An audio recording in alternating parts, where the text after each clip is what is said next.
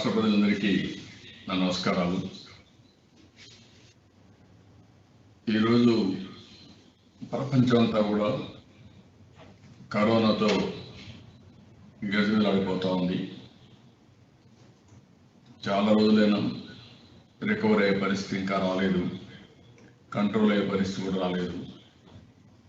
50 లక్షల మంది కరోనా బాధితులు తయారయ్యే పరిస్థితి వచ్చింది.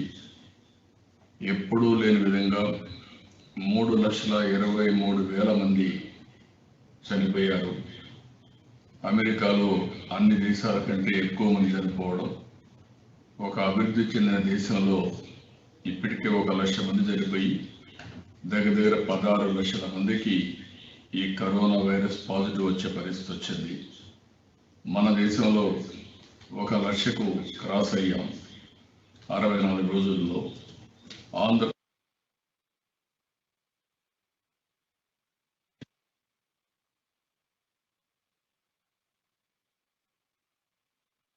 అన్ని ఈ కరోనా నియంత్రణ చేయగలిగితే వాళ్ళకు కొంత వెసులుబాటు వస్తుంది. ఇప్పటికే ఈ 64 రోజులు 4వ లాక్డౌన్తో ఆర్థిక వ్యవస్థ అతలాకుతలం అయిపోయింది. ఇంకొక పక్కన మైగ్రేషన్ లేబర్ ఎవరైతే ఉన్నారో ఈ వలస కార్మికులు పడిన ఇబ్బందులు వర్ణాతీతం. కొన్ని వేల కిలోమీటర్లు కాలినడక నడవడం, అదే మాదిరిగా మధ్యలో ఎవరైనా ప్రెగ్నెంట్ లేడీస్ ఉంటే డెలివరీ చేసి, డెలివరీ అయినా కూడా పిల్లలు తీసుకొని వాళ్ళ గమ్యస్థానానికి వెళ్ళడం. ఇంకొక పక్కన భార్య సిక్ ఉంటే, ఒక కూలీ అయితే, ఒక లేబర్ అయితే ఆవిడని ఒక బండిలో పెట్టుకుని, బిడ్డని నెత్తిన పెట్టుకుని, సంకలో భుజాల పని పెట్టుకుని, లగేజ్ చేతుల్లో పెట్టుకొని నడవడం. ఎక్కడ చూసినా హృదయ విదారక సంఘటనలు మనం చూసాం. ఒక మానవత్వంతో మనం ఆదుకోవాల్సిన పరిస్థితిలో మనం ఆదుకోలేని పరిస్థితికి వచ్చాం. ప్రపంచం మొత్తం కూడా స్తంభించిపోయే పరిస్థితి వచ్చింది. అదే సమయంలో అందరూ కూడా ఉపాధి కోల్పోయారు. ఇంకొక పక్కన ఏ పని చేస్తున్నా ఆ పనిలో ఈ లాక్డౌన్ వల్ల మొత్తం నష్టపోవడం, కొంతమంది దివాలా తీయడం, కొంతమంది కోలుకోలేని పరిస్థితి వచ్చింది. ఒక విధంగా మనం చూస్తే రైతులు పంట పండించారు, కళ్ళ ముందర పంట అమ్ముకోలేకపోయారు. పళ్ళ తోటల్లో వచ్చిన పళ్ళు ఆ పొలాల్లోనే కుళ్ళిపోయే పరిస్థితి వచ్చింది, వదులుకునే పరిస్థితికి వచ్చారు. కనీసం పెట్టుబడుల్లో 10% కూడా డబ్బులు రాలేదు. గగ్గోలు పెట్టారు, ఏమీ చేయకుండా వాళ్ళ కర్మకు వాళ్ళని వదిలిపెట్టే పరిస్థితికి వచ్చాం. ఇంకొక పక్కన లేబర్, కనీసం ఇంట్లో ఉన్నాం, కనీసం కొంత ఆర్థిక సహాయం ఉంటే ఇదవుతుందని అడిగే పరిస్థితికి వచ్చారు. దానిపైన అనేక సార్లు నేను డిమాండ్ చేస్తూనే ఉన్నాం. అన్ని రాజకీయ పార్టీలు చేశాయి, అందరూ కూడా నిరాహార దీక్షలు చేశారు. అది కూడా బయట చేస్తే చాలా ఇబ్బందులు పెడతామంటే ఇళ్ళ నుంచే చేశారు. కానీ ఏమాత్రం ఈ ప్రభుత్వం ముందుకు రాలేదు. కనీసం ప్రతి ఒక్క కుటుంబానికి ఒక 5,000 రూపాయలు ఆర్థిక సహాయం చేయమంటే ఈ ప్రభుత్వానికి మనసు రాలేదు. దానిపైన కూడా చాలా దుర్మార్గంగా ప్రవర్తించే పరిస్థితికి వచ్చారు. అదే కాకుండా ఇంకొక పక్కన 50% శాలరీస్ కట్ చేసే పరిస్థితికి వచ్చారు. ఇలాంటి సమయంలో ఉద్యోగాలు చేసే పరిస్థితికి వచ్చారు. నిత్యావసర వస్తువుల ఇళ్ళకి ఇచ్చే పరిస్థితి లేకుండా పోయింది. ఎక్కడికక్కడ లిక్కర్ రేట్స్ విపరీతంగా పెంచేసి 75% పెంచి విపరీతమైన క్యూ లైన్స్ పెట్టి, ఏదైతే లాక్డౌన్లో ఒక స్ఫూర్తి కోసం అందరూ త్యాగం చేశారో ఆ త్యాగాన్ని పరిహాసం చేసి చాలా ప్రజలు అపహాస్యం చేసే పరిస్థితికి వచ్చారు. ఇంకొక పక్క ఇసుక, ఇంకా ఇలాంటివి చూస్తే అనేక విధాలుగా అవినీతి జరిగే పరిస్థితి వచ్చింది. అంటే లాక్డౌన్ కూడా వీళ్ళు ఉపయోగించుకునే పరిస్థితికి వచ్చారు. ఎల్జీ పాలిమర్స్ కానీ, డాక్టర్ సుధాకర్ పైన అటాక్ కానీ, ఆయన అడిగింది ఏంటి, నాకు ఒక ఇది కావాలన్నాడు. పీపీఈలు ఇవ్వండి, మేము చనిపోతాం, మాకు కూడా ప్రాణభయం ఉంటుంది, మీరు పీపీఈలు మేము పని చేసుకుంటాం అని అడిగితే అడిగిన నేరానికి అతన్ని సస్పెండ్ చేసి ఆ తర్వాత వెంటాడి అతను తాగుబోతని, లేకపోతే అతను పిచ్చి అయిపోయిందని మెంటల్ హాస్పిటల్ చేసే పరిస్థితికి వచ్చారు. అంటే ఏంటి మీ పరిస్థితి? ఎందుకు ఈ విధంగా మీరు చేస్తున్నారు? అక్కడి నుంచి ఎల్జీ పాలిమర్స్ అయితే చాలా దుర్మార్గంగా మీరు ఫ్యాక్టరీ మేనేజ్మెంట్ కొత్త పలికే పరిస్థితికి వచ్చారు. అవాస్తవాలు మా మీద బురజల్లే పరిస్థితికి వచ్చారు. నిన్న ఒక సోషల్ వర్కర్ ఒక ట్రీట్ పెడితే ఆవిడ మీద సిబిసిఐడి కేసు పెడతారా? అంటే ఫండమెంటల్ రైట్స్ లేవా ఈ రాష్ట్రంలో? ఇలాంటివి ఎన్ని దుర్మార్గాలు చేయాలో అన్ని దుర్మార్గాలు చేయడం. మడ అడవులు, మచిలీపట్నం దగ్గర సిఆర్జెడ్లో మళ్ళా ఇలాంటి భూమి, ఆవా భూములు, ఎక్కడికక్కడ ఇలాంటి సమయంలో ప్రజల్ని ఏ విధంగా కాపాడుకోవాలి, ఏ విధంగా మనం అందరం కలిసి కరోనాని నియంత్రణ చేయాలి అనేది ఆలోచించకుండా ఇష్టానుసారంగా ఒక దుర్మార్గంగా ఒక ఉన్మాదంగా మీరు ప్రవర్తించే పరిస్థితికి వచ్చారు. ఎవరైనా మాట్లాడితే వాళ్ళని ఎదురుదాడి చేయడం, కేసులు పెట్టడం, భయభ్రాంతులు చేయడం, ఇవన్నీ చేసే పరిస్థితికి వచ్చారు. దేశంలో ఎక్కడా జరిగి ఉండదు. కరెంటు ఛార్జీలు పెంచడం, ఈ సమయంలో లిక్కర్ రేట్లు పెంచడం. ఈరోజు మీరు చూస్తే కరెంటు ఛార్జీలు, నేను అడుగుతున్నాను, మీకు ఏమైనా సబ్జెక్ట్ పైన అవగాహన ఉంది? మేము పెంచలేదని అడ్డంగా వాళ్ళ నెత్తెన ఉన్నట్టు పిడిగేసే పరిస్థితికి వచ్చారు. పవర్ సెక్టర్లో నేను రాజకీయాలకు వచ్చినప్పటి నుంచి కూడా కొన్ని రిస్కులు తీసుకున్నాం, కొన్ని సంస్కరణలు తీసుకొచ్చాం. 2000 సంవత్సరంలో పవర్ సెక్టర్ రిఫార్మ్స్ తీసుకొచ్చాం. ఆ పవర్ సెక్టర్ రిఫార్మ్స్ అప్పటి వరకు కరెంటు కొరత ఉంటే కరెంటు కొరతను అధిగమించడమే కాకుండా సమర్థత పెంచాం. రెగ్యులేటరీ కమిషన్ తీసుకొచ్చాం. ఫస్ట్ పవర్ సెక్టర్ ప్రాజెక్టు కూడా ఆంధ్రప్రదేశ్లో జీవీకే జగురుపాడు తీసుకొచ్చాం.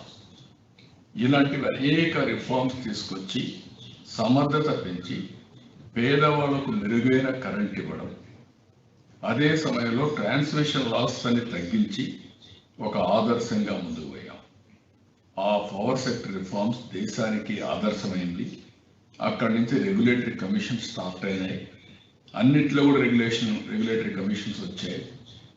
ఒక ఎయిర్లైన్స్ కానీ, ఒక సెక్టర్ కాదు, టెలికమ్యూనికేషన్ కానీ, అన్నింటిలో రెగ్యులేటరీ ఇవన్నీ వచ్చి ముందుకు తీసుకునే పరిస్థితికి వచ్చారు. 2014 మళ్ళీ నేను ముఖ్యమంత్రి అయ్యే లోపల ఇవన్నీ కూడా స్ఫూర్తికి తూట్లు కూర్చారు, అనేక ఇబ్బందులు క్రియేట్ చేశారు. దాంతో 2014 వస్తాను 22.5 మిలియన్ యూనిట్లు కొరత. నేను వస్తానే ఇమ్మీడియట్గా 2 నెలల్లో విద్యుత్ కొరత అధిగమించాం. అప్పటి నుంచి ఇప్పటి వరకు ఎక్కడ కూడా కరెంటు కొరత అనే మాట లేకుండా, కరెంటు కోతలు అనే మాట లేకుండా సమర్థవంతంగా ఇండియాలోని టెక్నాలజీని ఉపయోగించి బెస్ట్ యూటిలిటీస్ కింద తయారు చేశాం. ఒక ట్రాన్స్కో కానీ, ఒక డిస్ట్రిబ్యూషన్ కంపెనీస్ కానీ, అన్ని కంపెనీలు కూడా సమర్థవంతంగా మనం రన్ చేసి, జెన్కోను కానీ అన్ని రన్ చేయించాం. మళ్ళీ మీరు వచ్చారు.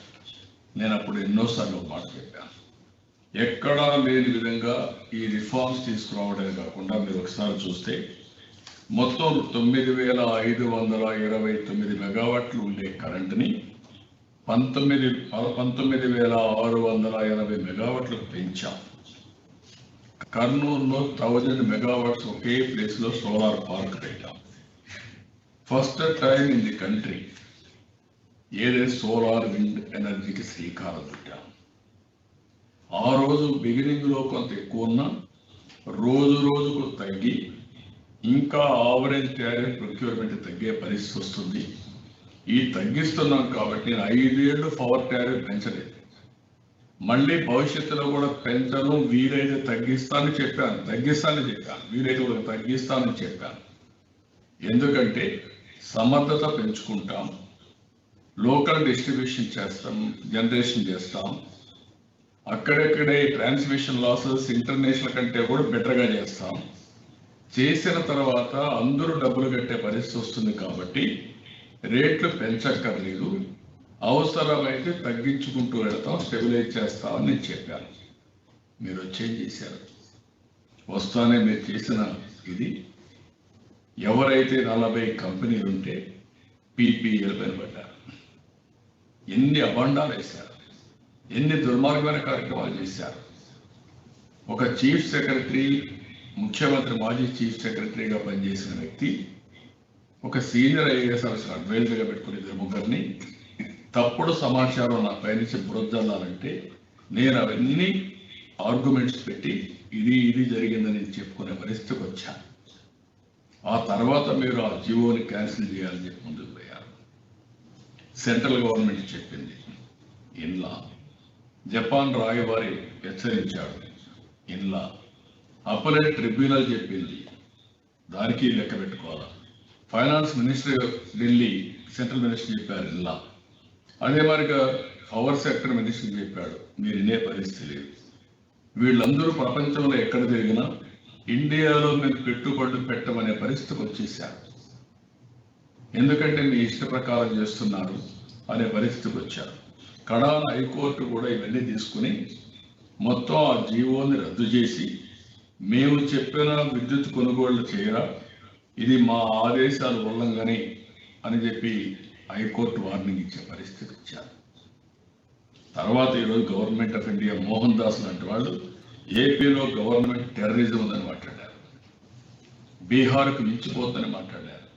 ఇవన్నీ అయిన తర్వాత ఇప్పుడు కేంద్ర ప్రభుత్వం ఈ రిఫార్మ్స్ మీద ఏవైతే ఇవన్నీ అవుతున్నాయో దేశానికే ప్రమాదం వస్తూ ఉంది, పవర్ సెక్టర్ మొత్తం కొలాప్స్ అయ్యే పరిస్థితి వస్తుంది కాబట్టి మేమే ఒక చట్టం తీసుకొస్తున్నాం, ఒక దేశం ఒక చట్టం అనే పరిస్థితికి వచ్చాం. అంటే ఒకప్పుడు పవర్ సెక్టర్లో రిఫార్మ్స్ తీసుకొచ్చి భారతదేశానికి ఆదర్శమయ్యాం. అదే మాదిరిగా సోలార్, విండ్ ఎనర్జీ తీసుకొచ్చి భారతదేశానికి ఒక ఆదర్శమయ్యాం, ప్రపంచానికి ఒక ఆదర్శమయ్యాం. మీరు వచ్చేం చేశారు? దాన్ని కంటిన్యూ చేసి ముందుకు తీసేపి ఆ బెనిఫిట్స్ వినియోగదారుడికి ఇవ్వాల్సిన బాధ్యత మీ పైన ఉంది. అది లేకుండా వాళ్ళ మీద దాడి చేయడం, ఆ కోర్టు ఇచ్చిన లెక్క చేయకుండా పోవడం, రాష్ట్ర ప్రభుత్వం యొక్క విశ్వసనీయత పోగొట్టడం, ఇవన్నీ చేసి చాలా దారుణంగా చేసి ఒక డెస్ట్రక్టివ్ మోడల్ మీ దెబ్బతో ఈరోజు దేశంలో మొత్తం పవర్ సెక్టర్ సెంట్రల్ గవర్నమెంట్ తీసుకునే పరిస్థితి, అంటే నేషనల్ లెవెల్లో మేము చేస్తాం లేకపోతే ఇండస్ట్రీ రాదు అని మొత్తం కూడా ఇవన్నీ రెగ్యులేటరీ కమిషన్ ద్వారా చేపిస్తా అనే పరిస్థితికి వచ్చారు. ఎంత నీచమో దీన్ని బట్టి ఆలోచించాల్సిన అవసరం రాష్ట్రంలో ఉండే ప్రజానీకం ఆలోచించాలి.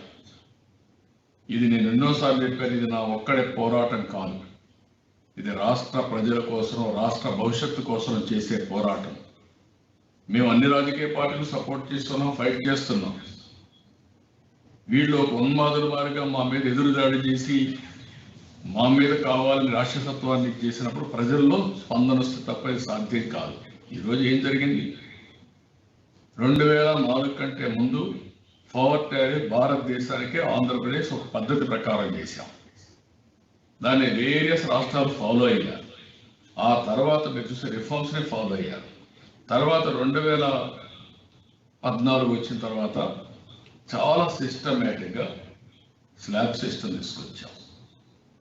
గ్రూప్ ఏ కానీ, గ్రూప్ బి కానీ, గ్రూప్ సి కానీ సంవత్సరం టారిఫ్ తీసుకొని దాని ప్రకారం ఏబిసి డివైడ్ చేశాం. దానివల్ల ఏలో అయితే 900 యూనిట్లు సంవత్సరంలో ఉపయోగించుకుంటే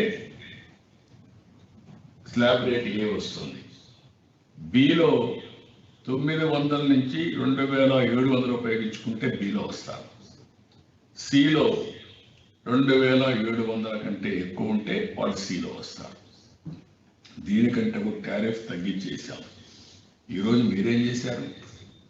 మంత్లీ తీసుకొచ్చి 75 యూనిట్లుగా ఉంటే మంత్లీ, ఏ మంత్ కామంత్, దానివల్ల 75 యూనిట్ల కంటే ఒక్క యూనిట్ పెరిగితే స్లాబ్ బీకి వెళ్ళిపోయారు. 75 నుంచి 205 యూనిట్లు స్లాబ్ బి. అక్కడి నుంచి ఒక యూనిట్ పెరిగితే స్లాబ్ సికి తీసుకెళ్ళారు. దీనివల్ల జరిగినటువంటి అనర్థాలుగా చూస్తే మీరు సమాధానం చెప్పాలి, ప్రజలకు అపాలజీ చెప్పాల్సిన అవసరం ఉంది. మీరు చెప్పినట్టన్నీ తప్పుడు పనులు. మేము రేట్లు పెంచలేదని మీరు చెప్పారు. మీరు అసత్యాలు చెప్పడం, అబద్ధాలు చెప్పడంలో మీరు సిద్ధహస్తులు. మీకు ప్రభుత్వానికి విశ్వసనీయత లేదు. ఇది ప్రభుత్వ డాక్యుమెంటు, ఇది ఒక ప్రభుత్వం, మనకు ఒక విశ్వసనీయత ఉంది, ఇది పర్మనెంట్గా ఉంటుంది అనే ఇంగిత జ్ఞానం కూడా లేకుండా మాట్లాడేస్తున్నారు. మేము రేట్లే పెంచలేదు అని మాట్లాడుతూ 500 యూనిట్ల కంటే ఎక్కువ ఉంటే ₹9.05 నుంచి ₹9.95 చేసామని మాట్లాడతారు. నేను అడుగుతున్నా, మీ విధానం వల్ల ఈ ఏబిసి కేటగరైజేషన్లో మీరు లోపభూయిష్టంగా తెచ్చిన విధానం వల్ల, మంత్లీ మీరు వేసిన టారిఫ్ వల్ల ఈరోజు ఏలో ఉండేవాడు బీలోకి వస్తే ₹101.45 నుంచి ₹2.60 అయిపోతుంది. అంటే ₹1.45 కట్టేవాడు ₹2.60 కట్టాలి. అదే బి నుంచి సికి వస్తే ₹3.35 కట్టేవాడు ఇప్పుడు ₹3.60 నుంచి ₹5.60 వెళ్ళిపోతాడు. ₹2 పెరిగిపోతా ఉన్నాం. ఇంకో పక్కన సి నుంచి 300 యూనిట్లు ఎంత వాడినంత ముందు ₹7.75 ఉంటే ఈరోజు మీరు 3 స్లాబ్లు తీసుకొచ్చారంట. మళ్ళా మొదటిది 300, 400 యూనిట్లు ఉంటే ₹7.95, 400, 500 ఉంటే ₹8.30, 500 పైన ఉంటే ₹9.95. దీంతో విపరీతమైన రేట్లు పడిపోయే పరిస్థితికి వచ్చారు. ఈరోజు మనం చూస్తూ ఉంటే మళ్ళా కనిష్ట కన్జ్యూమర్ ఛార్జెస్ అని ₹55 ఇచ్చేసారు. ఒక ఎగ్జాంపుల్స్ ఇస్తున్నా. పన్ను ₹200 బిల్లు వచ్చే వృద్ధురాలకి 2 నెలలకు ₹3,404 వచ్చింది. గుంటూరు సంపత్ నగర్ శివాలయం పక్క వీధిలో ఒక గుడిసెలో ఒక ఫ్యాను, ఒక ట్యూబ్ ఉంటుంది. ఆ ఉల్లి మాణిక్యమ్మ ₹200 వచ్చేది కరెంటు బిల్లు. ఇప్పుడు ఏప్రిల్తో కలిపితే 3,424 బిల్లు వచ్చింది.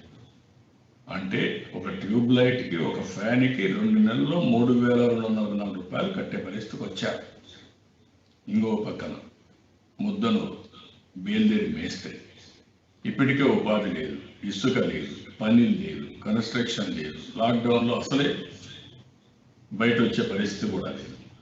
అలాంటి అతను నిరుపేద ముఖ్యస్థ ఇంట్లో ఒక బల్బ్ మాత్రమే ఉంది, అది కూడా తిరగని ఫ్యాన్. ఇప్పుడు ఎవడు ఫ్యాన్ వేయడం? ఫ్యాన్ కోటేస్తే భవిష్యత్తు ఉంటుందని చెప్పి ఇప్పుడు కరెంటు షాక్తో ఫ్యాన్లు కూడా దిగిపోయే పరిస్థితి లేదు. ఒక అతను మొన్న సోషల్ మీడియాలో పెట్టాడు, ఈ ఫ్యాన్ గిరగిర దిగుతున్నావు, ఇది తిరగదని చెప్పే పరిస్థితికి వచ్చాడు. అక్కడి నుంచి చూస్తే అతనికి చూస్తే దగ్గర పగిలిపోయిన టీవీ కూడా ఉందని. ₹150 బిల్లు వచ్చి మన కృష్ణకు ఒకేసారి ₹10,680 వేసారు. మంత్రి మాట్లాడతారు బుగ్గన, బాల్లేని మాట్లాడతారు కన్సర్న్ మినిస్టర్. మీకు అవగాహన ఉందా? సబ్జెక్ట్ తెలుసా మీకు? ఇష్టం వచ్చినట్టు నోరు ఉందని నోరు బారేసుకుంటే అవాస్తవాలు వాస్తవాలు అయిపో, ప్రజల కష్టాలు తీరవు. మీ ప్రభుత్వం మానవత్వంతో ప్రవర్తించాల్సిన అవసరం ఉంది. ఆ విషయం గుర్తుపెట్టుకోవాల్సిన అవసరం ఉంది. తిరుపతిలో ఒకరికి 2 నెలలకు ₹2,502 వచ్చింది. అతను అంత మునుపు ₹450 కట్టారు. ఇప్పుడు ఇది 531 యూనిట్లు వేసి సి కేటగిరీలో పెట్టి మొత్తం అతనికి ₹2,542 బిల్లు వేసే పరిస్థితికి వచ్చారు. ఇంకొక పక్కన కళ్యాణ దుర్గంలో ఒక అతనికి ఇక్కడ చూస్తే 525 యూనిట్లు తేల్చి ₹2,522 బిల్లు వేసే పరిస్థితికి వచ్చారు. గత నెలలో ₹596 బిల్లు కట్టాడు. అంటే ఇప్పుడు అది కలిపి ₹1,906 కొత్త కట్టమంటున్నారు. కన్నా లక్షణాలను కూడా బాధ్యత పెట్టారు. ₹11,521 కట్టేవాడికి ₹20,000 వచ్చింది. నిన్న బుండా ఉమామహేశ్వర చెప్పాను, మా విజయవాడ సెంట్రల్ ఎమ్మెల్యే, ఆయన మాట్లాడుతూ ₹9,000 ఉండే బిల్లు ఇప్పుడు ₹50,000 వచ్చింది. నేను అడుగుతున్న ఇవన్నిటికీ మీరు కారణం కాదని అడుగుతున్నా. మైనారిటీ ముస్లిమ్స్ ఈరోజు డెమాన్స్ట్రేషన్ చేస్తున్నారు. సామాన్య ప్రజలు రోడ్డు మీదకి వస్తున్నారు, లబో దిబోం అంటున్నారు. వాళ్ళు ఒకటే అడుగుతున్నారు, 2 నెలలుగా 64 నెలలుగా మాకు పనులు లేవు, ఇప్పుడు కూడా పనులు వస్తాయని నమ్మకం లేదు. వేల కిలోమీటర్లు నడుచుకుంటూ వచ్చిన మైగ్రేషన్ లేబర్ ఈరోజు కరోనా ఎట్ట హ్యాండిల్ చేయాలని నువ్వు ఆలోచించడం లేదు. తప్పుడు లెక్కలిచ్చి ఏదో ఒక మభ్య పెట్టి రాష్ట్రాన్ని భ్రష్టు పట్టించాలని మీరు ఆలోచిస్తున్నారు. నేను అడుగుతున్న ఇప్పటికే మీరు చూస్తే ఈ సంవత్సరంలో మీరు వస్తానే 50,000 కోట్ల రూపాయలు భారం వేశారు. కరెంట్ రేట్లు పెంచారు. ఉచిత ఇసుక ఇస్తే దాని మీద రేట్లు పెంచారు. ఇంకొక పక్కన ఆర్టీసీ రేట్లు పెంచారు. అదే మరి ఇంకొక పక్కన అన్ని మద్యం రేట్లు పెంచారు. మద్యం రేట్లు ఒక్కటే 30,000 కోట్ల రూపాయలు పెంచారు. ఎక్కడా జరగలేదు. దీనివల్ల అనారోగ్యం వచ్చే పరిస్థితి వచ్చింది. ఆరోగ్యం మొత్తం కుదేలైపోయే పరిస్థితి వచ్చింది. దగ్గర ఒకేసారి 75% పెంచారు. అంతకుముందు కూడా పెంచారు. అది కూడా నాసి రకం బ్రాండ్, పనికి మాలిన బ్రాండ్. మీ డబ్బుల కోసరం, మీ కక్కుర్తి కోసరం రాష్ట్ర ప్రజల ఆరోగ్యాన్ని తాకట్టు వేయడం, దీంతో ఇలిసిట్ లిక్కర్ రావడం, సారా తయారు చేయడం, వేరే రాష్ట్రాల నుంచి రావడం ఎప్పుడన్నా వచ్చాయి. ఇవన్నీ ఎక్కడన్నా విన్నామా మనం? ఎప్పుడు జరగలేదు. ఇవన్నీ ఇష్టానుసారంగా చేసి వేరే రాష్ట్రాల నుంచి వచ్చే పరిస్థితికి వచ్చాయి. ఈరోజు కేంద్ర ప్రభుత్వం డిస్కామ్ని బెయిల్అవుట్ చేయడానికి మేము డబ్బులు ఇస్తామని ముందుకు వచ్చారు. అలాంటి సమయంలో మీకు ఇంకొక పక్కన 3 నుంచి 5% FRBM ఎన్హాన్స్మెంట్ ఇచ్చారు. దాంతో మీకు 50,000 కోట్లు వస్తుందని చెప్పి ఇప్పుడు ఇస్తున్నారు. ఏమడిగారండి? 3 నెలలు కరెంట్ ఛార్జీలు వెయివర్ చేయమన్నారు. అది చేయలేరా మీరు? ఇష్ట ప్రకారం రేట్లు పెంచి ఎదురుదాడి చేస్తారా మీరు? ఎవరైనా రోడ్డు మీదకి వచ్చి వారిగా వచ్చిన బిల్లు ఉంటే వాళ్ళ మీద కేసులు పెడతారా మీరు? ఇది ప్రజాస్వామ్యం అనేది అంటే ఏమనుకుంటున్నారు మీరు? నేను అందుకనే ప్రజలందరికీ విజ్ఞప్తి చేస్తున్నాను. ఈరోజు మేము డిమాండ్ చేసేది, ఈ లాక్డౌన్ ఉన్నంత వరకు, మళ్ళీ ఎకనామిక్ యాక్టివిటీ వచ్చే వరకు ఈ 3 నెలల్లో అటు ఇటైనా కరెంటు బిల్లులు పూర్తిగా రద్దు చేయండి. ఉపాధి లేదు, సంపాదన లేదు, కడుపు నింపుకోవడం కూడా కష్టంగా ఉంది. అలాంటి కష్ట సమయంలో మీరు ప్రజల జీవితాలతో ఆడుకుంటే అది సబబు కాదు. ప్రభుత్వం అనేది పేదవాళ్ళ కన్నీళ్లు తుడవాలి తప్ప పేదవాళ్ళ కన్నీళ్లు పెట్టించేది ప్రభుత్వమే కాదు. ఈరోజు కష్టకాలంలో ఎప్పుడూ లేనంత కష్టకాలంలోకి వచ్చారు. ఎప్పుడు లేనటువంటి ఇబ్బందులు ఉన్నాయి. ఒక పక్క ఆర్థిక ఇబ్బందులు, ఇంకొక పక్క ఇంట్లోనే ఉండి ఏం చేయాలో తెలియకుండా ఇంకా ఏమవుతున్న ఆవేదన, సైకలాజికల్గా ప్రతి ఒక్కరిలో స్ట్రెస్ వచ్చి అనారోగ్య సమస్యలు వచ్చే పరిస్థితికి వస్తూ ఉంది. అలాంటి సమయంలో మానవతా దృక్పథంతో నిన్న కూడా ముఖ్యమంత్రి అంటాడు, ఇది తగ్గదు, అందరికీ వస్తుందేమో రాష్ట్రం అంతా అని. అంటే అందరికీ కరోనా రప్పించాలనుకుంటున్నారు మీరు? ఎందుకు మీరు ముఖ్యమంత్రిగా జాగ్రత్తలు తీసుకోలేరా మీరు? ఫస్ట్ డే నేను చెప్పాను, ఈ కరోనా ప్రమాదం మీరు ఆలోచించుకోండి, జాగ్రత్తగా హ్యాండిల్ చేయండి, ఇప్పుడే జాగ్రత్త పడండి, క్వారంటైన్ సెంటర్స్ పెట్టండి, వచ్చిన వాళ్ళు 14 days పెట్టి ఎక్కడ ఒక కేసు కూడా రాకుండా చేస్తే మనం సురక్షితంగా ఉంటాం. అంటే మీరు ఎక్కడ పెట్టారు? కంటైన్మెంట్ జోన్స్ పెట్టమన్నాం, ఎక్కడ పెట్టారు మీరు? గవర్నమెంట్ ఆఫ్ ఇండియా జోన్స్ పెడితే అవి కూడా సరిగా అమలు చేయకుండా మీరు ఇష్ట ప్రకారం చేసి దాచిపెట్టాలని ప్రయత్నం చేసి రాష్ట్రాన్ని భ్రష్టు పట్టించే పరిస్థితికి వచ్చారు. ఈ కరోనా సమయంలో మీరు ఆడుకుంటారు రాష్ట్ర ప్రజానీకంతో. ఎలక్షన్ కమిషన్ మారుస్తారు, రాజధానిలో మీ ఇష్ట ప్రకారం చేస్తారు, ఎల్జీ పాలిమర్స్లో ఇష్ట ప్రకారం చేస్తారు, ఎక్సైజ్ రేట్లు పెంచుతారు. ఇప్పుడు ఎక్కడ చూసినా దోపిడీ, ఇండ్ల పేరుతో, ఇండ్ల జాగా పేరుతో దోపిడీ, దాంట్లో ల్యాండ్ ఎక్విజిషన్ పేరుతో దోపిడీ. ఇవన్నీ చేసి ఈరోజు మళ్ళా పేదవాళ్ళ పైన పిడుగులేస్తారా మీరు? చాలా దుర్మార్గం. ఇది మంచి పద్ధతి కాదు. మా మీద కావాలని మేము చెప్పాం. మడాడోళ్ళ మీద ఏంటండి? మచిలీపట్నంలో సిఆర్జెడ్ భూములు తీరు నేరం కదా. ఎవడిచ్చాడు నీకు అధికారం? కోర్టు చెప్తే వినరా మీరు? అంత ఉన్మాదం, అంత గర్వమా మీకు? దానిపైన మళ్ళా అక్కడ ప్రజలు రెచ్చగొట్టి వాళ్ళకి ఇస్తారంటే ఇవ్వలేదని చెప్పి ఎత్తుపెత్తుగా ఎడ్బెట్ట సముద్రాలు వేస్తారు. వాళ్ళు ఏమనుకుంటున్నారు మీరు? ఎవరన్నా మాట్లాడితే వాళ్ళ మీద విరుచిపడిపోతారు. బూతులా ఫోన్లు చేస్తారా మీరు? ఎంత గర్వం, ఎంత ధైర్యం ఉండాలండి మీకు? కనీసం బుద్ధి జ్ఞానం లేకుండా ప్రవర్తిస్తుంది ఈ ప్రభుత్వం. గుర్తుపెట్టుకోవాలి, జాగ్రత్తగా ఉండాలి, కంట్రోల్ చేసుకోవాల్సిన అవసరం ఉంది. బాధతో ఆవేదనతో చెప్తున్నా ఈ ప్రజల కోసం. అందుకే నేను ప్రజలందరినీ కోరుతున్నా, ఇలాంటి దుర్మార్గమైన ప్రభుత్వం ఇది. నేను అందుకనే ఒక వెబ్సైట్లో పెట్టాం.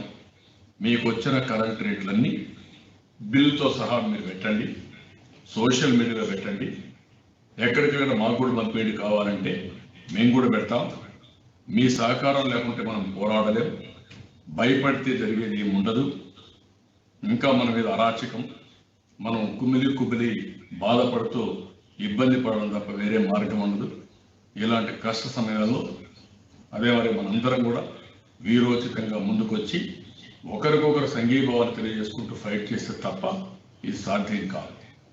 కరోనా వైరస్ ఉంది, దీనికి ఒక పద్ధతి ప్రకారం చేస్తాం.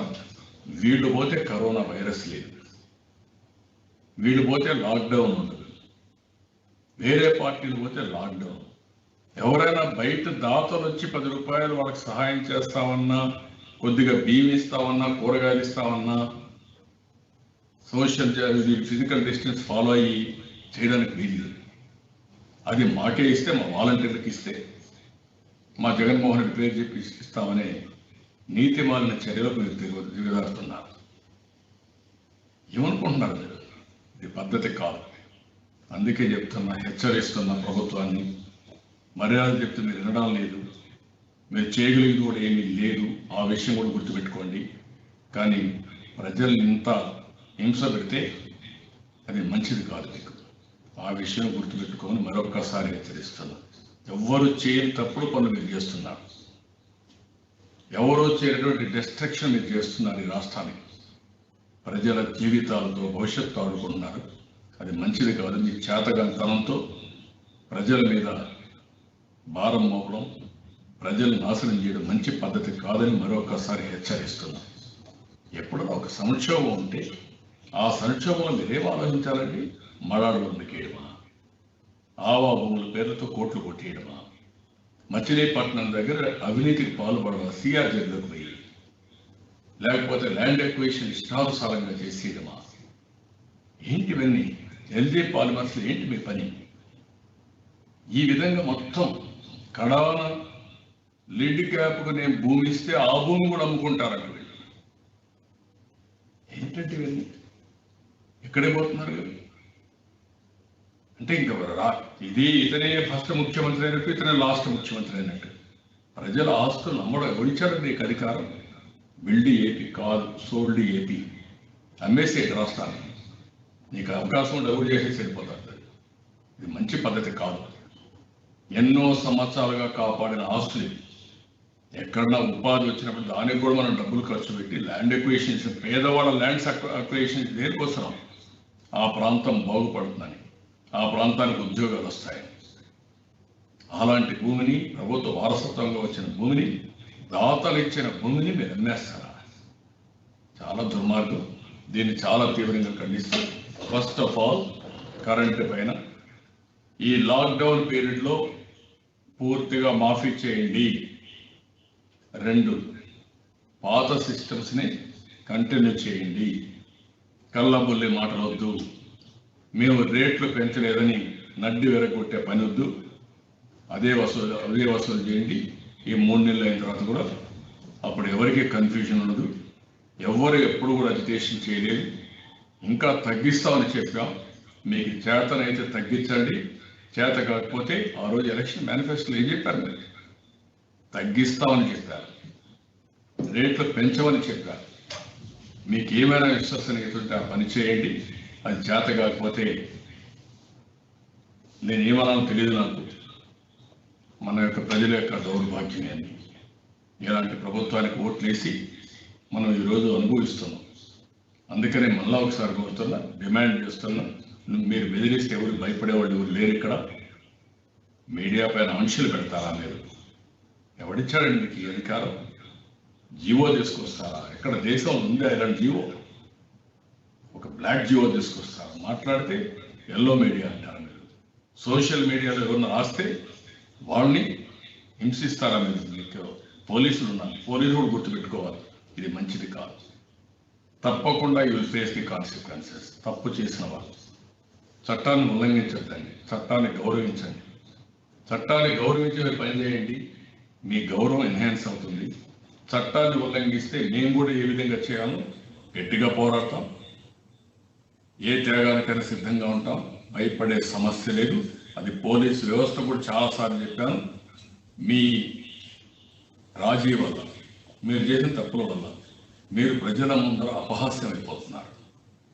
రాబోయే రోజుల్లో మీరు అసహ్యపడతారు. వద్దని మన కరోనా వైరస్ మీరు బ్రహ్మాండంగా కంట్రోల్ చేశారు, కష్టపడ్డారు. ఏమైంది? ముఖ్యమంత్రి తిక్క సమాచారంతో ఒక్క రోజులో లిక్కర్ షాపులు ఓపెన్ చేసి కడాల మీరువి అంత మునుపంతా కూడా ఎవరు రోడ్డు మీదకి రావద్దని చెప్పిన మీరు ఆ రోజు పోయి క్యూ మెయింటైన్ చేసే పరిస్థితికి వచ్చారు. టీచర్ని లిక్కర్ షాప్ క్యూలో పెడతారండి? పిల్లలకు చదువు చెప్పవలసిన టీచర్ని లిక్కర్ షాప్ దగ్గర నిలబెట్టి క్యూలో మెయింటైన్ చేయమంటారని మీకు బుద్ధుందా? మీకు మళ్ళా మాకు తెలియదు అంటారా? మీరు ఒక టీచర్ బాధపడుతూ చెప్పాడు, ఆవేదనతో చెప్పాడు. కనీసం ఎక్కడ బ్యాంకు దగ్గర క్యూలో నిలబడతాం కానీ అలాంటి క్యూ ఆర్గనైజ్ చేస్తాం కానీ ఇక్కడ ఉంటే నామోషిగా ఉంది, రేపు ఎట్ట చదువు చెప్తాం అని బాధపడ్డాడు. ఒక చదువు చెప్పే ఉపాధ్యాయుడు తల్లి తండ్రి తర్వాత మనం గౌరవించేది ఉపాధ్యాయుడిని, టీచర్ని. మనం గుర్తుపెట్టుకునే టీచర్. అలాంటి టీచర్ వృత్తిని మీరు అవమానిస్తారా? లేదు. ఇవన్నీ కూడా చాలా తీవ్రంగా ఖండిస్తున్నా, గ్రహిస్తున్నా. మంచిది కాదు. ఇలాంటి చేసి ఇంకా మీరు చులకన భావం వచ్చి ప్రజల్లో రియాక్షన్ ఇచ్చి మిమ్మల్ని అసహించుకునే పరిస్థితి వస్తుంది. ఆ పరిస్థితి రానివ్వండి. ప్రజలు కూడా గుర్తుపెట్టుకోవాలి. ప్రజలందరినీ కోరుతున్నా, అధైర్యపడుతూ రాష్ట్రాన్ని పూర్తిగా సర్వనాశనం మునిపే మనం కూడా మేలుకుంటే కొంతవరకైనా మనం పరిరక్షించుకునే అవకాశం ఉంటుంది. దానికి తెలుగుదేశం పార్టీ సిద్ధంగా ఉంటాం. అన్ని రాజకీయ పార్టీలు వస్తాయి. మీ సమస్యల పట్ల మేమందరం కూడా రాజీ లేని పోరాటం చేస్తాం. తెలుగుదేశం పార్టీ మీకు అండగా ఉంటాం. మీరు కూడా ధైర్యంగా ముందుకొచ్చి సహకరించవలసిందిగా ప్రతి ఒక్కరిని కోరుతూ, అసోసియేషన్స్ కూడా కోరుతున్నారు. మీ హక్కులు కోల్పోతున్నారు, మీ ఫండమెంటల్ రైట్స్ కోల్పోతున్నారని అడుగుతున్నా. మీకు జీతాలు ఇవ్వకపోతే మీరు అడగలేదండి? ఏది ప్రాధాన్యత అండి? అంటే ఒక ఉద్యోగికి జీతం ఇవ్వకపోతే ఏ విధంగా బతకాలి? కుటుంబానికి ఏం పెట్టాలి? నేను అడుగుతున్నా. నువ్వు తింటే సరిపోతుందా? ముఖ్యమంత్రి మంత్రులు తింటే సరిపోతుందా? మీరు బలిచిపోతే సరిపోతుందా? వాళ్ళ బాగోగులు మీకు అవసరం లేదా? ఒక పక్కన ఈ కరోనా సమయంలో వాళ్ళకి తిండి అవసరం లేదా? కనీస సౌకర్యాలు అవసరం లేదా? వాళ్ళ కుటుంబాన్ని వాళ్ళు చూసుకోవక్కర్లేదా? వాళ్ళ హాస్పిటల్కి వాళ్ళు పోవాల్సిన పని లేదా? నేను ఆ రోజు 16,000 కోట్ల రూపాయల లోటు బడ్జెట్ ఉంటే సంపద సృష్టిస్తాం, ఆదాయాన్ని పెంచుకుంటాం ఉద్దేశంతో ఒక్క రోజు కూడా నేను ఎక్కడ కూడా ₹1 కట్ చేయలేదు. 2, ఆ రోజు నన్ను వచ్చి అడిగితే 43% ఫిట్మెంట్ ఛార్జ్ ఇస్తామంటే ఇచ్చారు. తెలంగాణ మేము ఇద్దరు ఒకటిగా ఉన్నాం, ఈరోజు డివైడ్ అయ్యాం, మేము రాష్ట్రం కోసం పోరాడాం, మాకు ఇవ్వకపోతే మాకు నామోషిగా ఉంటుందంటే ఎస్ నేను కష్టపడతా, అవసరమైతే మీరు సహకరించదని చెప్పి నేను ఆ రోజు 43% ఫిట్మెంట్ ఛార్జీలు ఇవ్వడమే కాకుండా వాళ్ళ రిటైర్మెంట్ ఏజ్ కూడా పెంచాం. మీరు ఎన్ని హామీలు ఇచ్చారు? నెలలో చేస్తాం, 2 నెలల్లో చేస్తాం, పట్టుకొడతాను. ఇప్పుడు వచ్చి ఆర్టీసీని విలీనం చేస్తామంటూ 6,700 మందిని ఉద్యోగాలను దిగేశారు. ఇది చాలా దుర్మార్గమైన కార్యక్రమం. అడిగిన వాళ్ళు భయపడుతున్నారు. ఎందుకంటే ఏం పెడతారంటే వాళ్ళ భయం వాళ్ళకు ఉంటుంది. నేను కాదను, కానీ సామాన్య ప్రజారీకం కూడా బతకాలి, సామాన్య ఉద్యోగులు బతకాలి. వాళ్ళకు అండగా ఉంటాం, అన్ని విధాలా వాళ్ళకి రక్షణగా ఉంటాం. టీవీ5 రాకేష్ గారు మీరు మాట్లాడగలరు. Good afternoon sir. చెప్పండి. నమస్కారం సార్. గతంలో ఏడాది వినియోగం ఆధారంగా స్లాబ్ రేట్లు ఉండేవి, కానీ ఇప్పుడు నెల వినియోగం ఆధారంగా స్లాబ్ రేట్లు ఇస్తున్నారు. ప్రధానంగా మంత్రులు 500 యూనిట్లు దాటిన వాళ్ళకే ఎక్కువ కరెంటు బిల్లులు ఇచ్చామంటున్నారు. కానీ విజయవాడలో కానివచ్చు, రాష్ట్ర వ్యాప్తంగా పేదవాళ్ళకు కూడా ఈ కరెంటు బిల్లులు భారం పడింది. అయితే గతంలో మీరు ఆ విధంగా చేస్తే ఇప్పుడున్న ప్రభుత్వం ఈ విధంగా స్లాబ్ రేట్లని నెల ఆధారంగానే బేస్ చేసుకొని ఇస్తుంది కరెంట్ బిల్స్. నేను అందుకనే చెప్పింది, ఏమి చేయకర్లా మీరు పాతదే పెట్టండి, ఈ 3 నెలలు కరెంటు ఛార్జీలు రద్దు చేయండి. మీరు మాయ మాట్లాడొద్దు, కళ్ళబొల్లి మాట్లాడొద్దు, ముసలి కన్నీళ్ళు కార్చొద్దండి.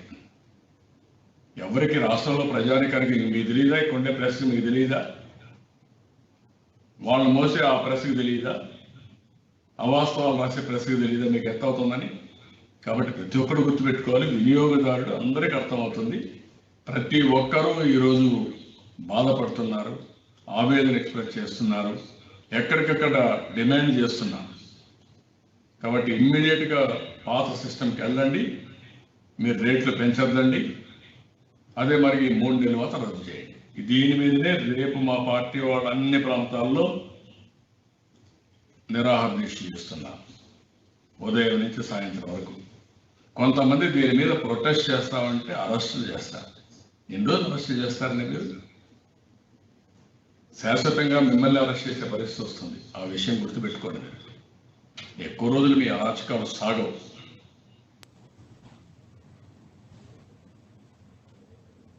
హెచ్ఎంటీవీ నుంచి ఈశ్వర్ గారు మీరు మాట్లాడగలరండి. Good afternoon sir. Sir, recent గా ఈ పోతిరెడ్డిపాడు హెడ్ రెగ్యులేటర్ కి సంబంధించిన వివాదంలో తెలుగుదేశం పార్టీ వ్యూహాత్మక మౌనాన్ని పాటిస్తోంది అని వైసీపీ శంకిస్తోంది. రాష్ట్ర ప్రయోజనాల కంటే రాజకీయ ప్రయోజనాల ముఖ్యం, కేవలం హైదరాబాద్ లో కూర్చొని అధికార పార్టీని విమర్శలు చేయడం తప్ప ఏం చేస్తుంది అన్నది వాళ్ళ ప్రధాన ఆరోపణ.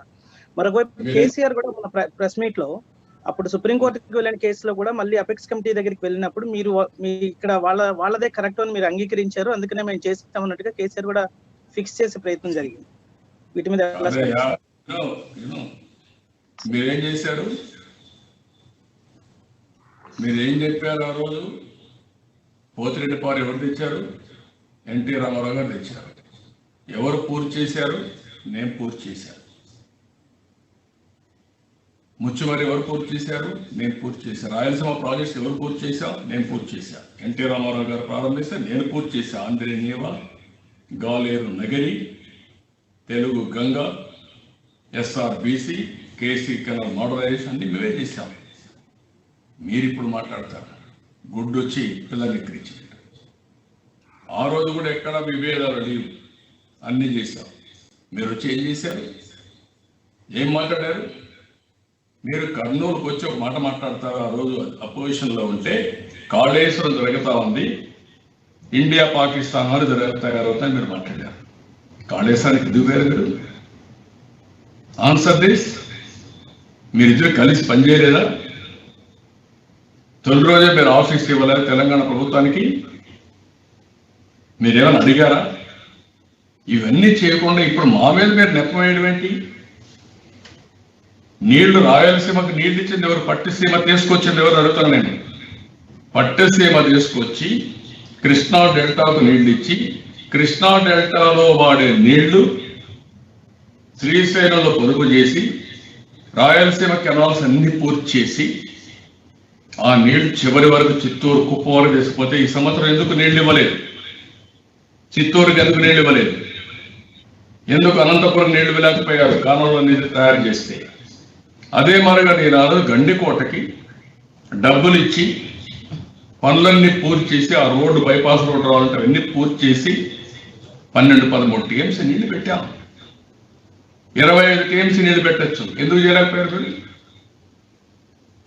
ఆల్ పెండింగ్ ప్రాజెక్ట్స్ అన్ని నాసిరకం కట్టారు వీళ్ళు. అప్పుడు ప్రాజెక్టులు అవన్నీ నీళ్లుని స్వీపేజ్ పోతుంటాం, అవన్నీ కూడా అరెస్ట్ చేశాం. ప్రాజెక్టులు మీరు పడుకున్నాం రాయలసీమలో, మొత్తం రాష్ట్రం అంతా పడుకున్నాం. అన్ని ప్రాజెక్టులు పూర్తి చేసి ఇంకా అది స్పీడ్ చేసి ఉంటే అన్నీ అయిపోయిందండి. ₹1 ఖర్చు పెట్టారా మీరు ఇప్పుడు ఈ 1 ఇయర్లో? ఎందుకు క్యాన్సిల్ చేశారు టెండర్లు? నేను క్యాన్సిల్ చేయలేదే. వీళ్ళ తండ్రి ఇచ్చిన టెండర్ని క్యాన్సిల్ చేయాల. ఎందుకు? కోర్టుకు పోతారు, డిస్ప్యూట్స్ వస్తాయి, దీనికంటే రేట్లు పెరిగిపోతాయి, వద్దనుకున్న ఆ రోజు క్యాన్సిల్ చేయకుండా వాళ్ళకే చెప్పి అందరికీ లాలోచి రాజకీయాలు కాదు, అందరికీ ఆమోదయోగ్యమైనటువంటి రేట్లు కూడా పెట్టి, రీజనబుల్గా ఉండే రేట్లు పెట్టి అన్ని పనులు చేయించారు. మీరేం చేశారు? పోలవరం ఎందుకు ఈరోజు కోర్టుకు పోయింది? నేను అడుగుతున్నా, మీ మనిషి కావాలని ఇచ్చారు కాబట్టే కదా. ఆ రోజు తిట్టారు పట్టిస్తేమని, ఈరోజు వాళ్ళే ముద్దయ్యారు కదా. మీకు నోటికి మీ నాలుగుకి ఏమాత్రం కూడా తెలియదు కదా. కాబట్టి మీరు, నేనేం చెప్పాను అసెంబ్లీలో ఏం చెప్పాను చూశారు కదా. మీరు అసెంబ్లీలో చెప్పినప్పుడు ఏమన్నాడు?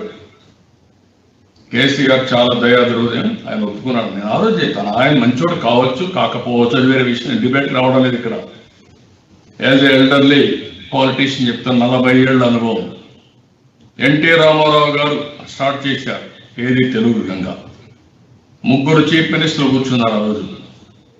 ఇందిరాగాంధీ ప్రైమ్ మినిస్టర్ వచ్చారు. ఆ రోజు చేసినటువంటి ప్రాజెక్ట్ అది. ఓపెన్ కెనాల్కి ఇన్సిస్ట్ చేసింది ఎన్టీఆర్, లేకుంటే అండర్ గ్రౌండ్ లో తీసుకుపోవాలన్నారు. అది తీసుకొస్తే ఇప్పుడు కూడా తమిళనాడుకి నీళ్ళు పోవడం లేదు. నేను సిన్సియర్గా పంపించాలన్నా పంపించలేకపోతున్నాను. ఇక్కడ రాష్ట్ర ప్రయోజనాలు కాదని అక్కడ పంపిస్తే ఇక్కడ ప్రజలు యాక్సెప్ట్ చేయరు, నీళ్లు పోనీయరు. ఆ విషయం గుర్తుపెట్టుకోవడం మీరు. రేపు కూడా తెలంగాణ భూమిపై తీసుకొస్తే మనకి ఇబ్బందులు వస్తాయి. అది కాదు, వాళ్ళకి ఇంటెన్షన్ ఉండొచ్చు. ఇన్ని 100 కిలోమీటర్ నీళ్లు ట్రావెల్ కాదు ఇది. ఈ విషయం మీరు గుర్తుపెట్టుకోవాలి. కాబట్టి అవన్నీ వద్దు. నేను ఏదైతే పట్టిసీమ పూర్తయింది, అదే మాదిరిగా గోదావరి నీళ్లు Nagar Sagar right main canal తీసుకురావడానికి ఒక ప్రాజెక్ట్ స్టార్ట్ చేశాం. అది పూర్తయితే వైకుంఠపురం బ్యారేజ్ ద్వారా, అది పూర్తయితే మొత్తం Nagar Sagar right main canal అంతా నీళ్లు వాడుకుంటాం, రిజర్వాయర్ కూడా లేకుండా. ఆ నీళ్లు కూడా రాయలసీమకి ఇస్తాం. బొల్లాపల్లి పూర్తి చేద్దాం. బొల్లాపల్లి పూర్తి చేసి అక్కడి నుంచి నాగార్ సాగర్కి నీళ్లు వెళ్తాయి. అక్కడి నుంచి నాగార్ సాగర్ నీళ్లు వెళ్తే పక్కన నేరుగా బనకచర్లకు నల్లమలై ఫారెస్ట్ కట్ చేస్తే ఒక టన్నులు వేసుకుంటే నీళ్లు వెళ్తాయి. అప్పుడు కృష్ణాలో వచ్చే నీళ్లు మనం ఉపయోగించుకుంటేనే, శ్రీశైలంలో నిలవబెట్టుకుంటేనే, అక్కడి నుంచి ఈ నీళ్లు కూడా లింక్ చేసుకుంటే రాష్ట్రం సస్యశ్యామలం అవుతుందని చెప్పారు. అన్ని ప్రాజెక్టుల సమదృష్టితో 66 ప్రాజెక్టులు 65 ప్రాజెక్టులు చేశాం. ఎందుకు మీరు క్యాన్సిల్ చేశారు చెప్పండి నాకు. ఏంటి మీరు ఆలోచించి చెప్పండి. ఈరోజు నువ్వు మాట్లాడుతున్నారు వచ్చి మేము ఎవరు పూర్తి చేశారంటే పోతిరెడ్డిపాడు, ఎవరు పూర్తి చేశారంటే ముచ్చుమది. ఇవన్నీ డ్రామాలన్నీ వదిలిపెట్టండి. వాస్తవాలు చేసే పరిస్థితులు మీరు ఉండాలి తప్ప. కావాల్సింది వెస్టర్న్ తాలూక్స్ ఉన్నాయి కర్నూలులో, అక్కడ ప్రాబ్లం ఉంది. గుండ్రేవలు రావాలా, మేము కంప్లీట్ చేసిన ప్రాజెక్ట్స్ అన్నీ రావాలి, అక్కడ ఉన్నాయి. అవన్నీ ఫౌండేషన్ వేసాం. అవన్నీ వస్తే వెస్టర్న్ తాలూక్స్ కూడా నీళ్లు వస్తాయి. హంద్రీ నీవా నీళ్ల నుంచి లిఫ్ట్ ఇరిగేషన్ పెట్టాం ఆలూరికి పత్తికొండకై, అది పూర్తి చేసుకుంటే అక్కడ నీళ్లు వస్తాయి. ముచ్చమర్రి ఇంటర్ ఆపరబిలిటీ అది గుర్తుపెట్టుకోవాలి మీరు. ముచ్చమర్రి వల్ల కేసీ కెనాల్కి, ఎస్ఆర్బిసికి, తెలుగుగంకి, హంద్రీ నీవకి, నగరి గాలేరికి అన్నిటికీ నీళ్లు వెళ్తాయి. రాయలసీమకు నేను ఎన్నోసార్లు చెప్పాను, రాబోయేలో పోలవరం జీవనాడైతే మన ముచ్చమర్రి రాయలసీమకు ఒక లైఫ్ లైన్గా తయారవుతుంది. అవి చేద్దామని చెప్పాను. అవన్నీ చేసి హక్కులు కాపాడుకోవడానికి మీరు సిద్ధంగా ఉండాలి కదా. తండ్రి ఇదే మాదిరిగా చేసి నేను మిగులు జలాలు అడగని చెప్పాడు. అక్కడ సమైక్య ఆంధ్రప్రదేశ్లోనే మిగులు జలాలు అడగని చెప్పి రాయించారు, రిటర్న్గా ఇచ్చారు. అది మనకు పెద్ద సమస్య కూర్చుంది. ఇప్పుడు జడ్జిమెంట్ కూడా వ్యతిరేకంగా వచ్చింది. మనం గుర్తుపెట్టుకోవాలి. మీరు వీళ్ళకి అవగాహన లేకుండా ఎన్టీ రామారావు గారు నీళ్లు ఇస్తానంటే ఎవ్రీ డే వితండవాదం. అష్యూర్డ్ వాటర్ కావాలా, అష్యూర్డ్ వాటర్ కావాలని. ఆయన ఏం చెప్పాడు? వాటర్ ఈజ్ అష్యూర్డ్ అని చెప్పాడు. ఈయన వచ్చేటి చెప్పడం ఇంకేం తెలుసు? ఎక్కడో ప్రాజెక్టు తెలుసా, పవర్ ప్రాజెక్టు గురించి తెలుసా, ఏం తెలుసు? నాకు అర్థం కాలేదు ఇతనికి. ఏదంటే వాగుతున్నారు, ఏదంటే అది చేస్తున్నాడు. కాబట్టి ఇవన్నీ మన దానికి రాయలసీమ ఫీలింగ్. ఈయన పెద్ద రాయలసీమకు ఉద్ధరించినట్టు వీళ్ళ ఊరికి నీళ్లు ఇవ్వకపోతే నేను ఇచ్చాను. పులివెందులకు చీని చెట్లు ఎండిపోతా ఉంటే నేనిచ్చి నీళ్లు ఆ చెట్లు కాపాడు. ఓట్లు పడ్డాయా లేదా వేరే విషయం. మొన్న సముద్రంలో మా ఇల్లు ముంచాలని, నన్ను అప్రతిష్ట పాలు చేయాలని సముద్రంలోకి వదులుతారా మీరు నీళ్లు? రాయలసీమకు వదిలిపెట్టకుండా, రిజర్వాయర్లు పెట్టకుండా, ఇప్పుడు తాగేదానికి నీళ్ళు లేవు. ఇలాంటి తప్పుడు పనులు మంచిది కాదు. ఒక పద్ధతి ప్రకారం మీరు పనిచేయండి. డెఫినెట్గా తెలుగుదేశం పార్టీ సహకరిస్తాం, అన్ని విధాలు పోరాడతాం. అన్ని కూడా హక్కుల్ని ఎక్కడ కాల రాయకుండా ఆ రోజు ఈ రోజు హక్కుల కోసం పోరాడిన పార్టీ తెలుగుదేశం పార్టీ. మీరేదో రాజకీయం కోసం, రాజకీయ లబ్ధి కోసం అవకాశవాద రాజకీయం చేయడం కరెక్ట్ కాదు. సార్ ఇంకా హ్యాండ్స్ ఎవరు రైజ్ చేయలేదు సార్, అంతవరకే ఉన్నాయి సార్ క్వశ్చన్స్. ఓకే, ఏమైనా క్వశ్చన్స్ ఉంటే చెప్పండి. అతను జగన్మోహన్ రెడ్డి పారిపోతాడు ఏదైనా క్వశ్చన్ చేయాలంటే నేను అతగా మీకు ఏ డౌట్స్ ఉన్నా, ప్రజలకు ఏ డౌట్స్ ఉన్నా నేను క్లారిఫై చేయడం నా బాధ్యత. ఒక సీనియర్ పాలిటీషియన్గా డెఫినెట్గా నేను చెప్పాలి. ప్రజలకు ఇబ్బందులు ఉన్నప్పుడు కాపాడుకోవాలి. మాట్లాడితే నేను ఇక్కడ కూర్చొని మైక్ చేస్తున్నాను అంటున్నారు. మీరు ఎక్కడ కూర్చున్నారు? బయట వస్తున్నావా? ఇంట్లో నుంచి బయట రావడం. ఏం చేశారు మీరు? నేను అడుగుతున్నా. మీ ఏరియా కూడా కంటైన్మెంట్ జోన్ కింద వచ్చింది, రెడ్ జోన్ కింద వచ్చింది. అది మీరు సాధించిన ఘన విజయం. అదే నేను ఉండుంటే కేరళ మరి చేయలేమండి మనం. ఒకప్పుడు దేశం అంతా మనం ఫాలో అయ్యేవాడు. ఇప్పుడు మనంతా దేశానికి క్షమాపణ చెప్పే పరిస్థితికి వస్తున్నాం. చెప్పండి.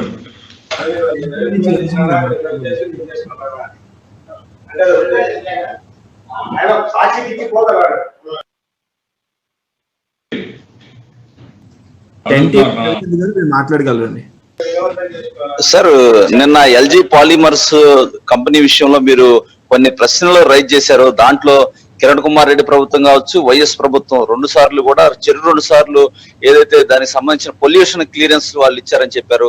తెలుగుదేశం పార్టీ ఒక ఛాలెంజ్ చేయడం కూడా జరిగింది. మీరు చర్చకి సిద్ధంగా ఉన్నామని ఎట్లా చూడాలండి దీన్ని? ఇంకా ఏ అంశాలని పరిగణలోకి తీసుకోమంటారు? వీటిలో ఏ అంశాలు తీసుకోవక్కర్లా. నేను ఏదంటే వాస్తవాలన్నీ నేను పెట్టాను. ప్రాజెక్టు పెట్టింది ఎప్పుడో పెట్టారు.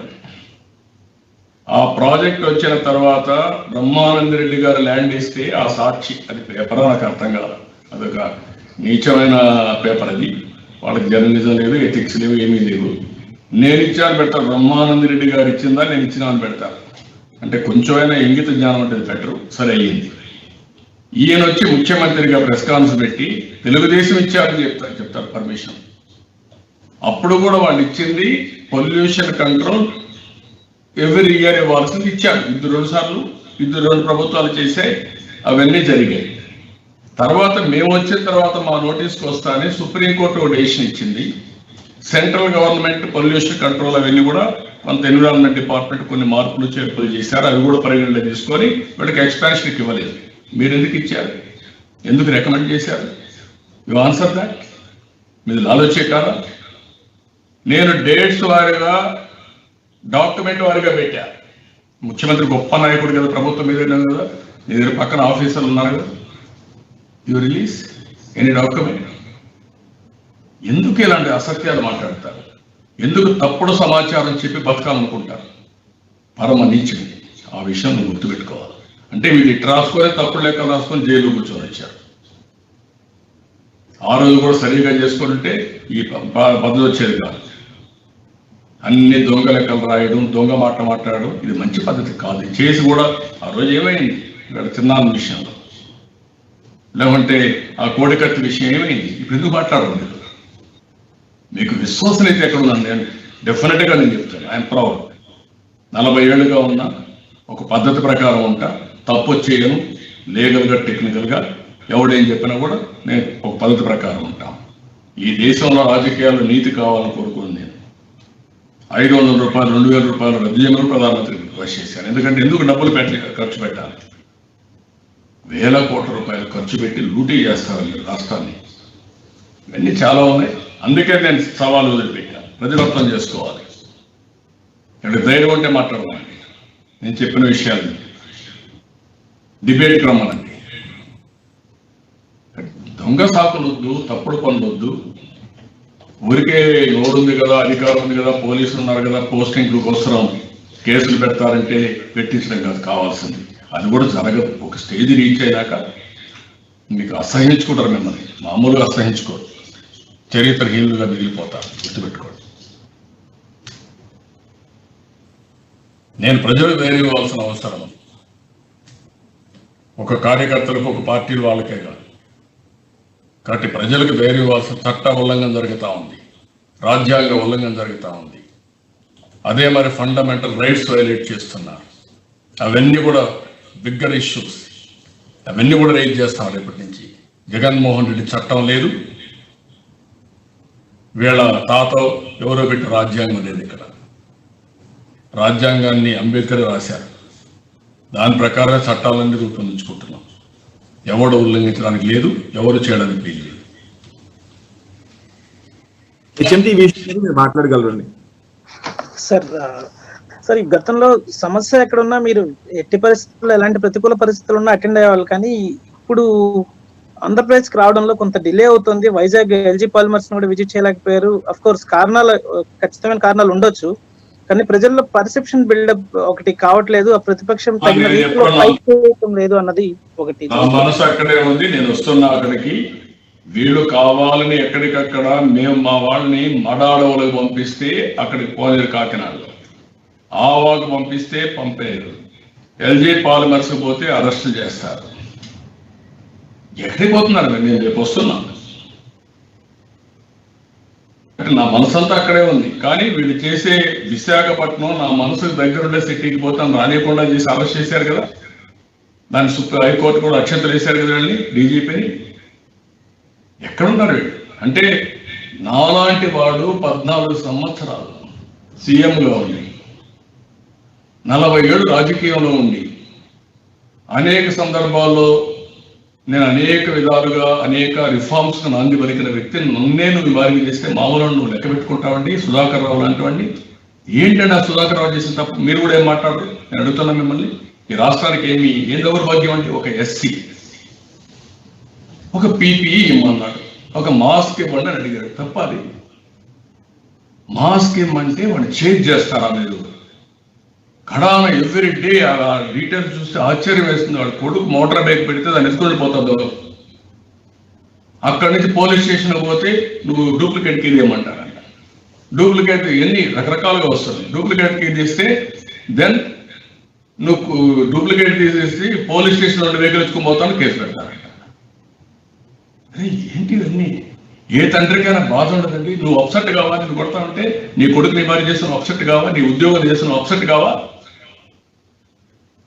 ఏంటి ఉన్మాద రాష్ట్రం? ఏం ప్రజానికి ఏమైపోతున్నారు?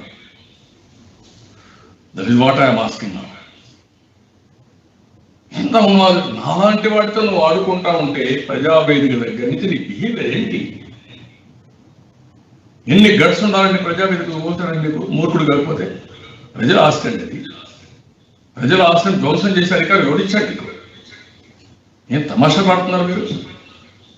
పద్ధతి లేని రాజకీయాలు. ఎన్ని జడ్జిమెంట్ ఇచ్చారు హైకోర్టు? ఏమైనా సిగ్గుందా మీకు? కాబట్టి ఇవన్నీ this is where I'm saying. నా మనసంతా అక్కడే ఉంది. డెఫినెట్ గా నేను పోవాలి అక్కడికి. చేసే బిహేవియర్ కూడా ప్రజలు అర్థం చేసుకుంటున్నారు.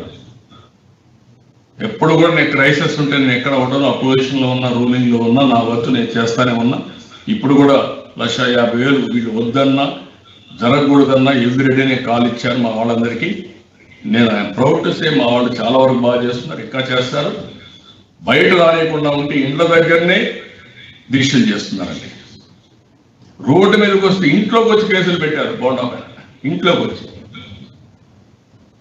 ఏంటిది? ప్రజలు కూడా గుర్తుపెట్టుకోవాలి. మా మీదుగా దాడిది, ప్రజలపైన దాడి, మీ హక్కులపైన దాడి, మీ భవిష్యత్తు పైన దాడి. ఆ విషయం మీరు గుర్తుపెట్టుకోవాలి. Okay, thank you. ఇంకెవరు హ్యాండ్ రైజ్ చేసలేదు సార్ అంతవరకు. ఓకే అండి, థ్యాంక్ యూ అందరికీ. ప్రజలందరికీ కూడా మళ్ళా ఒకసారి విజ్ఞప్తి చేస్తున్నా, మీరు కూడా ఆలోచించండి. ఏ ఒక్కరో వస్తే వాళ్ళు ఒక్కరిదే సమస్య కాదు. ఈరోజు రంగనాయకమ్మ పెట్టింది ఆవిడ ఓన్ సమస్య కాదు. ఎల్జీ పాలిమర్స్ లో అన్యాయం జరిగితే ఆవిడ మాట్లాడితే ఆవిడని ఈరోజు కేసు పెట్టే పరిస్థితి వచ్చారు. కాబట్టి మీరు కూడా ఆలోచించాలి. ప్రతి ఒక్కరి సమస్య, రాష్ట్ర సమస్య, మనందరి సమస్య. అందరూ సంఘటితంగా ఎక్కడికెక్కడ మీరు చైతన్యవంతులు కావాలి, సంఘీభావాన్ని తెలియజేయాలి, పోరాటానికి కూడా ముందుకు రావాలి. అందరం కలిసి ఈ ప్రభుత్వాన్ని అందులో వీళ్ళు చేసే ప్రజా వ్యతిరేక కార్యక్రమాలు అడ్డుకోవాల్సిన అవసరం ఉంది. దానికి సహకరించవలసిందిగా మేము నాయకత్వం ఇస్తాం, ముందుంటాం. ఎట్లయితే కరోనాలో ఫ్రంట్ లైన్ వారియర్స్ వారిగా ఈ డాక్టర్స్, నర్సెస్, పోలీసులు వీళ్ళంతా ఎట్లా పనిచేశారో ఆ విధంగా మీ హక్కులు కాపాడడానికి, ప్రజాస్వామ్యాన్ని కాపాడడానికి తెలుగుదేశం పార్టీ ఫ్రంట్ లైన్ లో ఉంటాం. వారియర్స్ మరిగా పోరాడతాం. మీరు కూడా పూర్తిగా సహకరించమని, మీరు కూడా భాగస్వాములు కమ్మని ప్రజలందరినీ కోరుకుంటున్నా. ధన్యవాదాలు. రేపు మీ ఇళ్ళలో నుంచే మీరు, ఇది తెలుగుదేశం పార్టీ ఒకరిదే కాదు, మీరు కూడా ఒక రోజు నిరాహార దీక్ష చేయండి. మీరు వాడండి ఏది సోషల్ మీడియా, మీ వాయిస్ చెప్పండి, గళమెత్తండి, బిల్ చూపించండి. చూపించి మీరందరూ కూడా మీ యొక్క నిరసన తెలియజేయాల్సిందిగా, తద్వారానే ఈ ప్రభుత్వం కట్టడి చేయగలుగుతాం, వీళ్ళ కంట్రోల్ చేయగలుగుతాం. అది చేయాల్సిందిగా అందరికీ విజ్ఞప్తి చేస్తున్నాం. థ్యాంక్ యూ అనండి.